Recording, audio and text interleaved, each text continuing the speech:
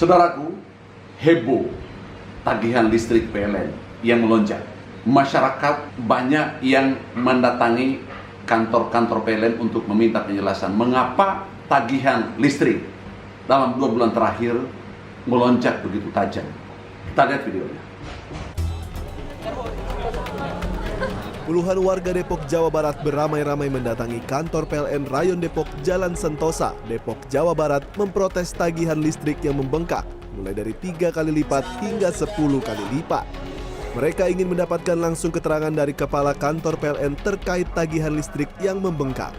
Salah satu warga Rizal yang biasanya hanya mendapatkan tagihan listrik sebesar Rp120.000 kini harus membayar dengan jumlah yang sangat tinggi, yakni Rp2.700.000 pada tagihan listriknya di bulan Juni dengan daya listrik 1.300 watt. Pihak PLN juga sudah memberikan penjelasan. Saya kira penjelasannya ini sangat normatif. Coba kita lihat. Sebelum PSBB, pemakaian dan pembayaran listrik sama-sama 50 kW per jam atau kWh. Di bulan Maret, saat PSBB diterapkan, rata-rata pelanggan ada kenaikan. Sebut saja jadi 70 kWh. Tapi PLN hanya menagihkan dengan rata-rata pemakaian bulan sebelumnya, sehingga ada sisa tagihan 20 kWh. Nah, di bulan April saat PSBB berjalan 1 bulan penuh, terjadi kenaikan penggunaan listrik lagi. Pembayarannya pun ditambah sisa tagihan bulan sebelumnya yang belum terbayar. Jadi, PLN bilang kenaikan tagihan lebih dipengaruhi oleh pemakaian listrik yang meningkat saat PSBB. PSBB juga memunculkan konsekuensi untuk PLN. Petugas pencatat meteran tidak menyambangi rumah pelanggan untuk mencatat meteran tagihan listrik. Toh bagaimana PLN itu menghitungnya? Ada 2 waktu itu kita minta. Kita minta pelanggan untuk safe reading. Ada kita sediakan 1, 2, 3. Kita sediakan juga alamat daripada WhatsApp. Mereka tinggal foto, Mbak, dikirim. Itu bisa kita masukkan. Tetapi itu semua tidak ngirim. Hanya sebagian kecil sekali. Apa yang kita lakukan? Kita merata-ratakan untuk mendapatkan angka itu pemakaian 3 bulan sebelum terjadinya COVID. Artinya apa? Kita mulai Desember, Januari, Februari. Dirata-ratakan. Nah, angka rata-rata itulah kita katakan untuk pemakaiannya. Apa yang terjadi untuk pemakaiannya? Mereka kan pada waktu Maret sudah stay at home, minggu keduanya, minggu ketiga, dan keempat, dan seterusnya. Kan melonjak naiknya. Seperti yang saya ceritakan, udah masak berapa kali, mandi berulang-ulang. Kan di rumah mandi juga panas dan sebagainya. Sehingga apa? Dia kelebihan ini, pemakaian ini, dia pakai lebih banyak, tetapi yang kita ukur masih seperti yang dulu-dulu. Kan ada selisih, Mbak.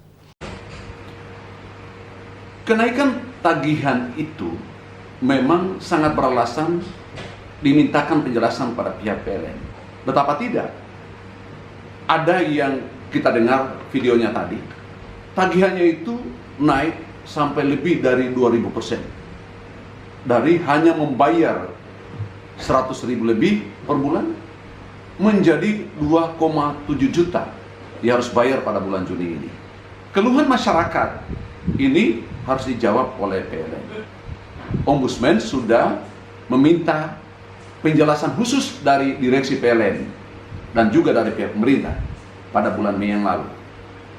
Penjelasan pemerintah bahwa tidak ada kenaikan tarif listrik. Kalau tidak ada kenaikan tarif listrik, berarti hanya satu alasan lain lagi yang bisa menjadikan tagihan listrik itu naik, yaitu penambahan daya yang digunakan oleh konsumen. Otomatis tagihannya bertambah. Betul seperti itu.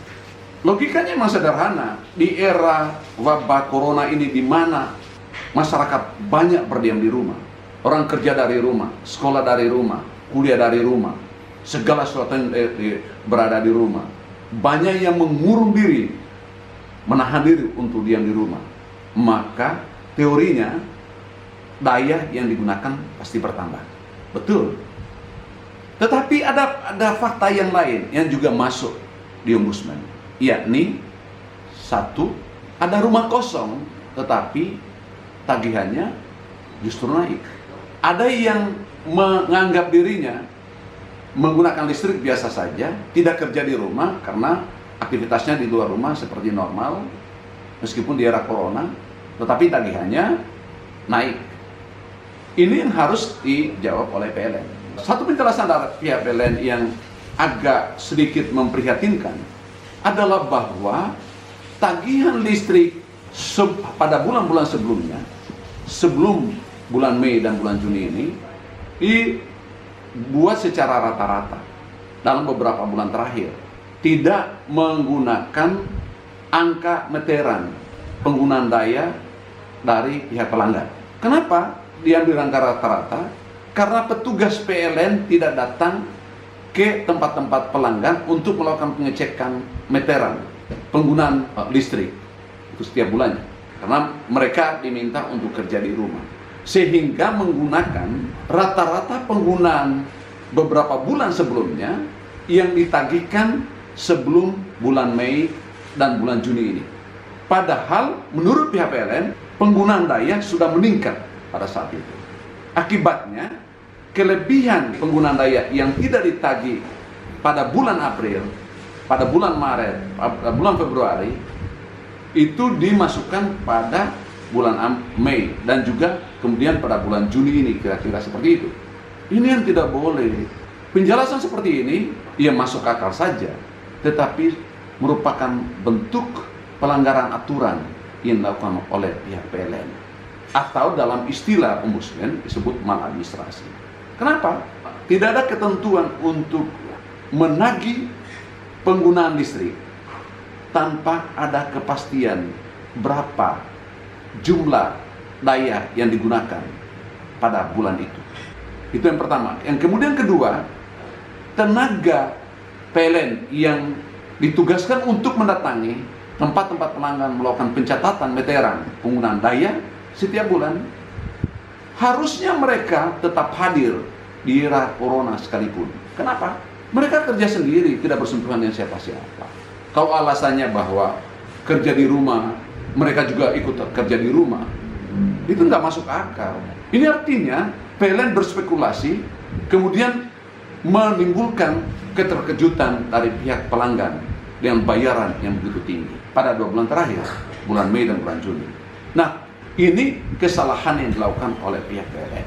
Harusnya ada kebijakan khusus dari pemerintah untuk memastikan bahwa kerja di rumah, sekolah di rumah, kuliah di rumah, dan sejenisnya dikerjakan di rumah, tidak serta-merta kemudian membebankan kepada pihak pelanggan listrik untuk membayar tagihan listrik atas kelebihan penggunaan daya pada saat itu. Itu tidak fair. Karena kantor-kantor diliburkan, sekolah-sekolah diliburkan, kampus-kampus diliburkan, daya yang digunakan oleh kantor-kantor, sekolah-sekolah dan perguruan tinggi itu tentu saja menurun drastis, dan sementara masyarakat akan menanggung bebannya sendiri tanpa kompensasi. Saya kira itu catatan dari saya. Terima kasih.